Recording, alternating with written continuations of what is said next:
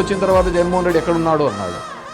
మరి ఏ రోజైనా సరే ఈ 2 సంవత్సరాల్లో బ్యానర్ ఐటంలో కావచ్చు, చంద్రబాబు మాట్లాడే మాటలు కావచ్చు, పవన్ కళ్యాణ్ మాట్లాడే మాటలు కావచ్చు, లోకేష్ మాట్లాడే మాటల్లో కానీ జగన్ మాట పేరెత్తకుండా ఒక మీటింగ్ పెట్టమని చెప్పండి.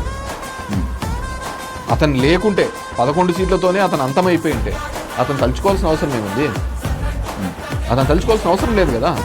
వెన్ యు ఆర్ ఆ పర్సన్ లేడు, రాజకీయాల నుంచి జీరో అయిపోయినాడు అనుకుంటే అతని గురించి మాట్లాడాల్సిన అవసరం లేదు. రోజుకి 20 సార్లు ఒక్కోటి తలుచుకోని నిద్ర రాదు వాళ్ళకు. ఒకవేళ అతను తలుచుకోలేదనుకో, అతను ఏం చేస్తున్నాడు అనే దానికి నిద్ర లేని రాత్రులు గడిపిన వాళ్ళు వీళ్ళంతా. అతను వస్తే ఏమైపోతుందో అని నిద్ర లేని రాత్రులు గడిపి ఈరోజు పవన్ కళ్యాణ్ పొద్దున్న లేచిన మేము 15 ఏళ్ళు అడిగిపోను ఎందుకు చెప్తున్నాడు? జగన్మోహన్ రెడ్డి అనే ఒక భయాన్ని వాళ్ళు నిద్ర లేని రాత్రులు. రాజశేఖర్ రెడ్డి లేకపోతే ఈ ఆంధ్ర